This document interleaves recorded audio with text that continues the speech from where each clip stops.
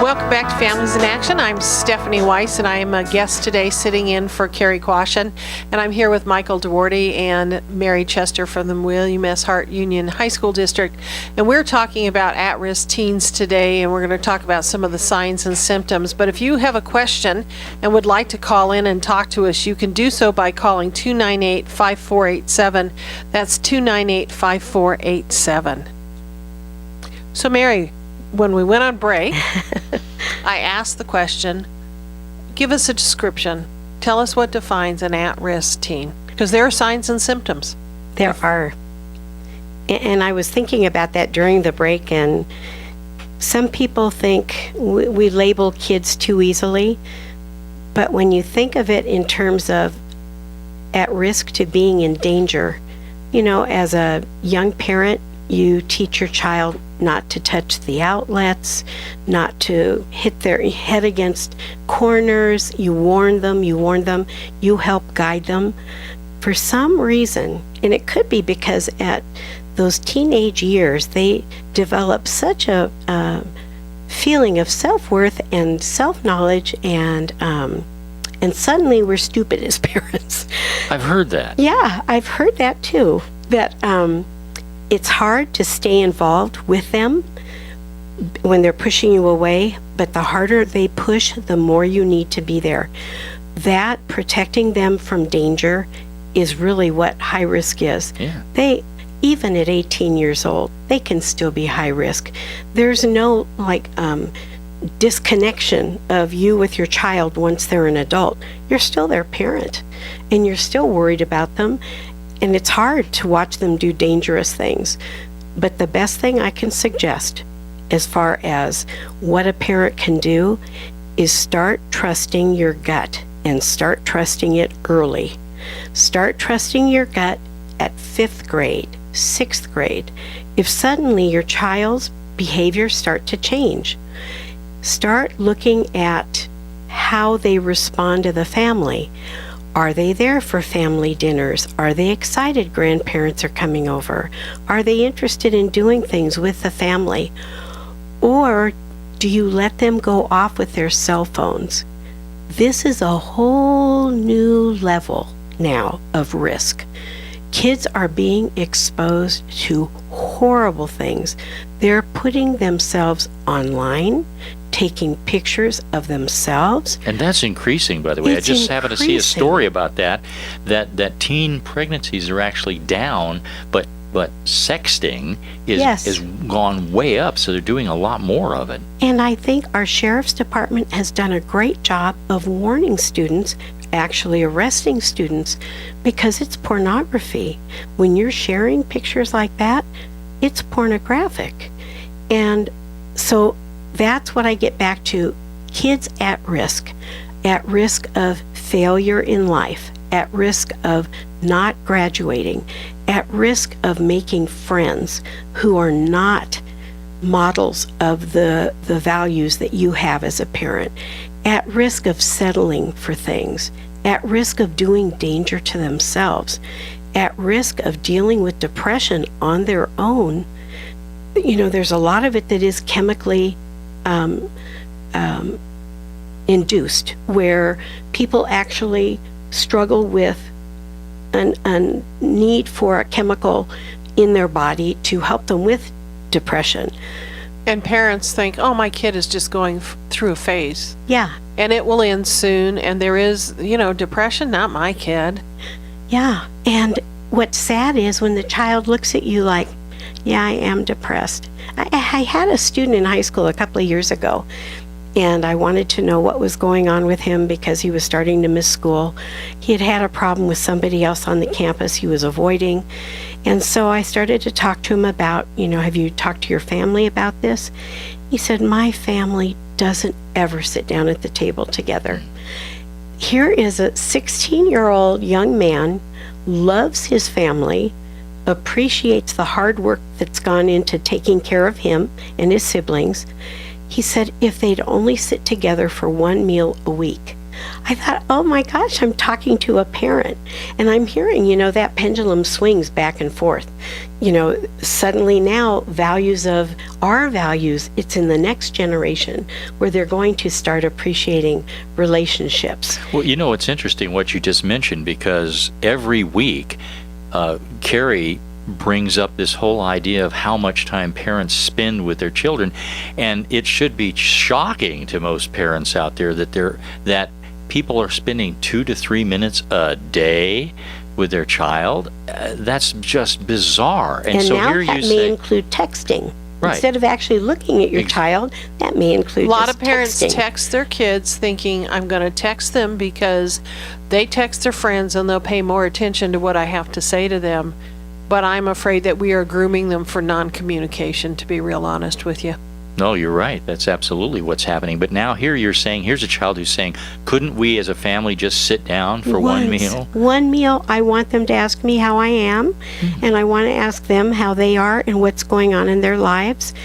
And talk about an at-risk kid. He's the one who's going to try to keep his family together, though.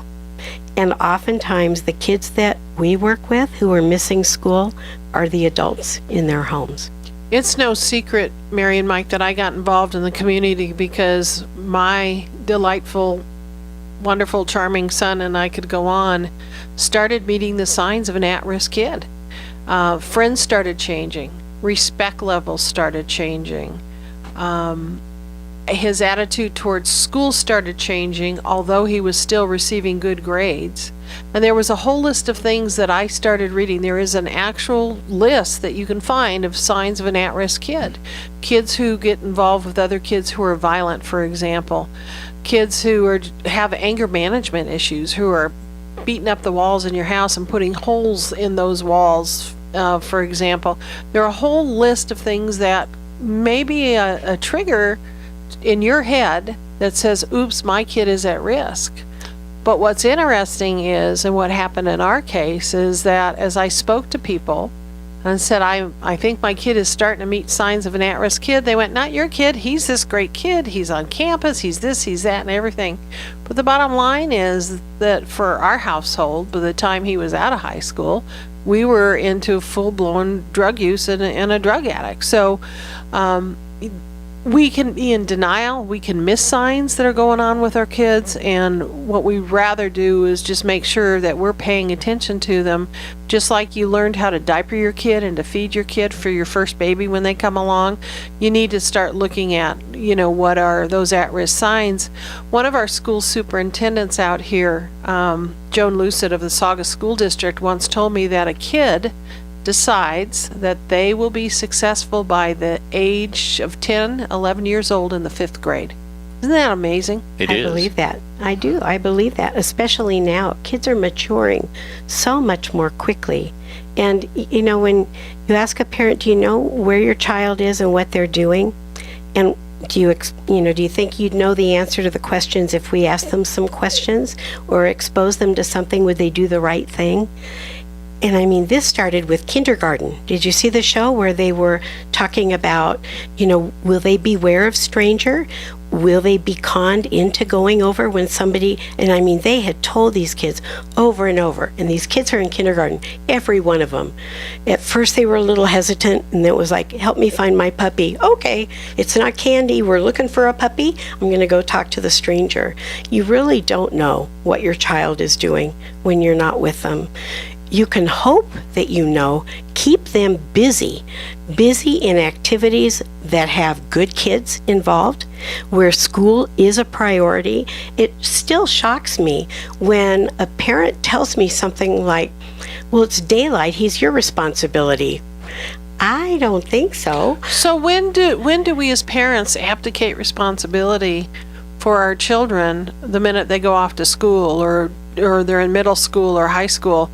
That's not the time to abdicate responsibility. That is the time to hold them close, know what they're doing, when they're doing it, and make sure that every single day you're telling your kid that you love them and you care, and create that continued relationship. Spend time.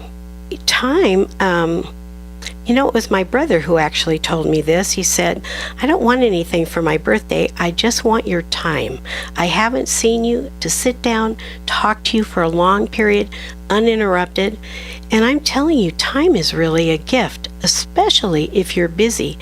And time is the gift that you give your children if you go to action. Because the message you send is your kids know that you're busy, especially you single parents. It's a killer doing that, coming home and doing it all on your own, feeding them and then going out to a meeting.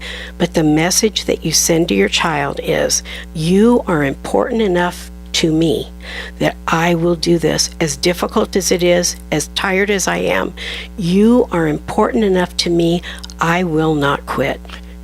And nobody ever said that parenting was easy. Oh, no. Sometimes it's just super tough, but you've got to do it. You've got to get in there. And you've touched on this already, the fact that kids really do want things that they sometimes say they don't want. For instance, if they're rushing out the door all the time to go be with their friends and you say, hold it, sit down with me, and your child is saying, but I want to get out there with.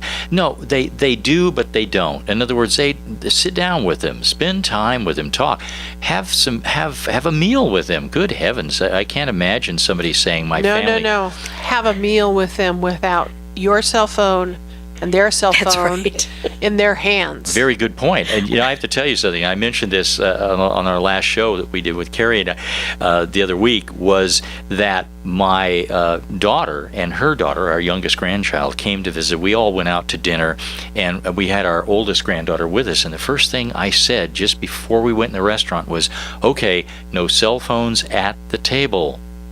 Do you know who violated that?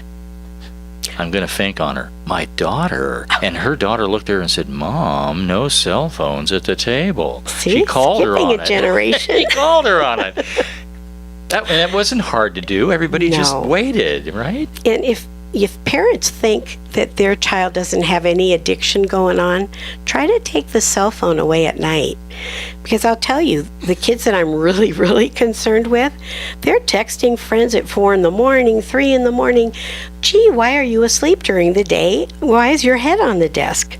And so, the families that are struggling a lot with communication, get those cell phones away from your kids. Dock those cell phones in another room. Now, you want to see your child go off on you? Try to take it away from them and tell them, since I'm paying the bill, it may just be shut off. It's just not working for you. I think we're going to manufacture, when we leave here, a cell phone lock box. And we'd hit a home run maybe after we marketed it a little bit, but wouldn't that be nice to say everybody's cell phone goes in there, because you don't want to create a double standard. If your kid's cell phone goes in there, absolutely, yours needs to go in there as well, so that it happens across the board as a family. This is funny. Put this in perspective. Now, forget about cell phones for a moment. Cell phones haven't been invented. Years ago, do you remember when they came out with pagers? With voices? No, not pagers, but with somebody could call you and they could leave a message. They could leave voicemail on your phone, and that was a new thing, right? Yes. And everybody was getting them, and they were cheap, and you went to the store and you got it, and when it quit working, you had to go get another one. Well, we woke up one morning, and I don't know how we figured it out, but anyway, our recorder had stopped working, and so my wife and I just said, "Oh, let's go on. We'll go to church. We'll deal with it later." And our son about went crazy. He said, "But wait a minute. What if somebody wants to call us? And they can't get through. They can't leave a message. What are they going to do?" And I looked at my son and I said, "What do you think they did before the voice recorders? Right. They call back later." Now we introduce cell phones, and suddenly people just absolutely have them glued to their ear all day long. Look, there's nothing that's that important. Think about what you're talking about. That's nothing. Right. But you know what's interesting? We as human beings crave communication and touch and interaction with other people, and yet we are our own worst enemies by letting that little box that is a phone that we text on and that we look on the internet, we do all sorts of things. We have our special apps. We let that small little box get in the way of something that is so much more important than that immediate, I have to answer this, or I have to see who texted me or emailed me. So if there's one thing that I would say to you, never, ever, ever stop loving your kid, no matter who they are and what they do or don't do. That's true. I was at a school one time when a parent, I said, are you going to allow your child to keep texting while we're having this meeting about your child? And so Mom leaned over to take the cell phone away, and he looked up at her, and I believed every word. He said, you touch me, I will kill you. I thought, alrighty then, would you mind flipping it over and turning it off for me the stranger? He did. He did it. So Mom and Dad, respect. I mean, that's where it needs to start. Do you respect them? Are they respecting you? What do you want to talk about before we go on a break that we haven't touched on yet? We got about 2 minutes before we have to take a break, Mary. Your kids really want structure, and they do want you in their lives. But you are the model for their behavior. Don't be telling them not to do something, and then you turn around and do it. You mean like if you're driving down the street and you're texting while you're driving and your child is sitting there? Yeah, that's illegal. And how are you going to tell your child it's so important for you to stay safe if you're not following the law yourself? Especially when our driving habits are determining how our kids become good or bad drivers. Absolutely. With that phone in their hand. And look at what's going on around us on the street. It's dangerous out there. It really is. It's just dangerous on the street. Well, just sitting here, I've seen 6 people walk by with their cell phones in their hand, just texting people. So they walk out in the street still texting. People are getting hurt. They're not looking up from those cell phones. Anything else you want to tell them before we take a break? Put the phones down, put them away, love your child, stay involved. Whether they tell you, I'm fine, call a teacher, call the school. How's my child doing? The Heart District, you have a portal. You better be accessing it and seeing, are the child's grades acceptable to you? So you can actually access that on? Yes, and you can also access the teacher's assignments and grades, like up-to-date grades. So in other words, if they come home and say, I don't have any homework, I don't have any homework, and they keep saying that, you can actually go check it out. Or it's done. Yeah. Good idea. So before you even get that progress report and you're shocked, and they act shocked too, then take a look. Take a look and see if they have a decent Saturday and Sunday coming, or if they'll be weeding the hill or cleaning toilets. That, these kids don't do any work. When I'm meeting with kids, I ask them, what are your chores at home? And they look at me like, what's a chore? What's a chore? Oh, my goodness. What's a chore? What is that teaching them? That's terrible. It is terrible. I mean, do they think they're going to get in the car that they own? How are they going to own it? And how are they going to drive it if they don't put gas in it? Exactly. The gas station will look at them really funny if they say, could I get, like a couple gallons for free because I don't have a job? Oh, they have to pay for the pizza when it comes to the door. The pizza, yeah. That's right. They do know how to use the cell phone for that. They're pretty expensive, as I last recall. Very expensive, yes. Working is good. Working is a good thing. Oh, my goodness. That's amazing what goes on. And you see this every single day, right? Yes, I do.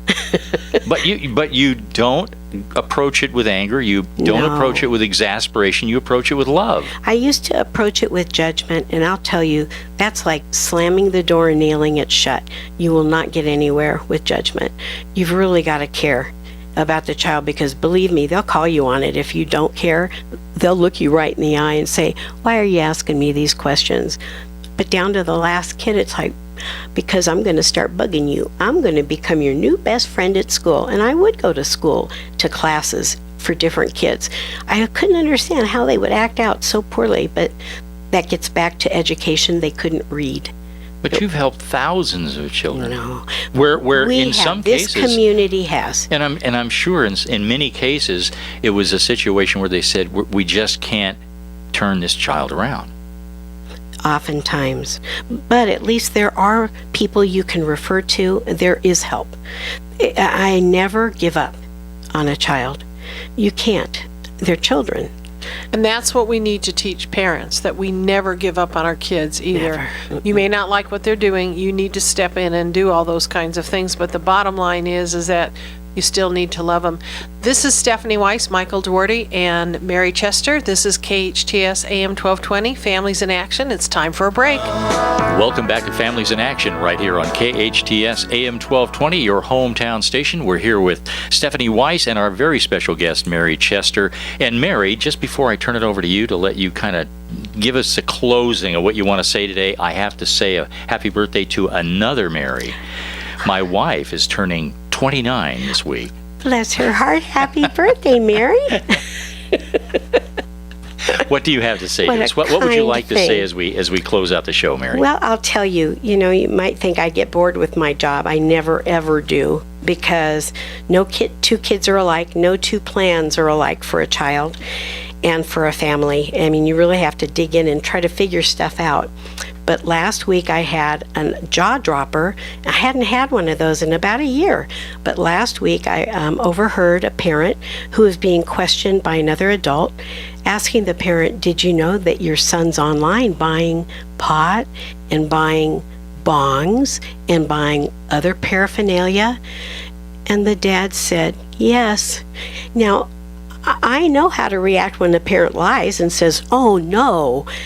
I don't know how to react when the parent says yes. He goes, what are we going to do? He goes, you can't babysit him. He's 16 years old. Oh, shame, shame, shame. Yeah, there's a lot you can do. You are the mommy and the daddy, or the mommy or the daddy, or the mommies or the daddies. However you care for your children and you're the one in charge, you need to be in charge. You need to continue to care about that child. Do not quit.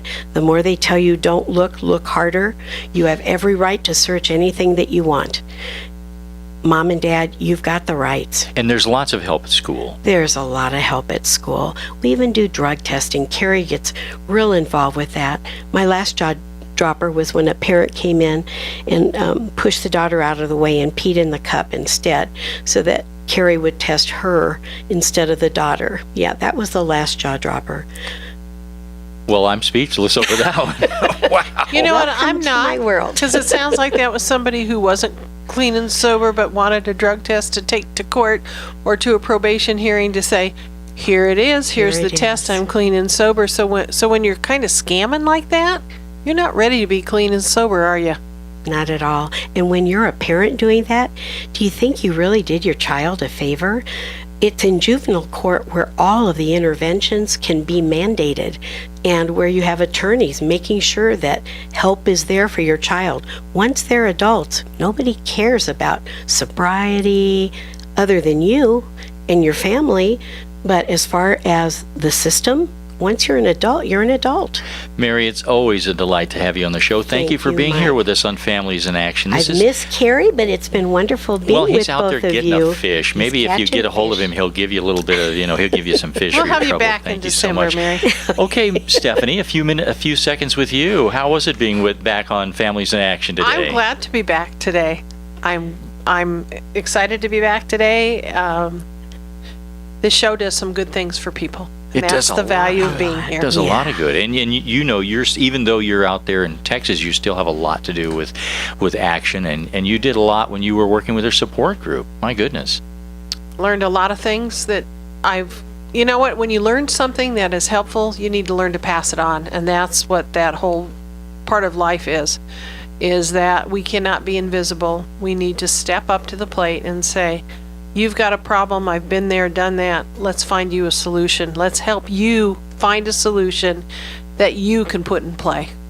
and it's interesting because Mary said it was all a community thing. So not only is Mary doing her thing with the school district, but then Action steps in and a lot of other people step in as well.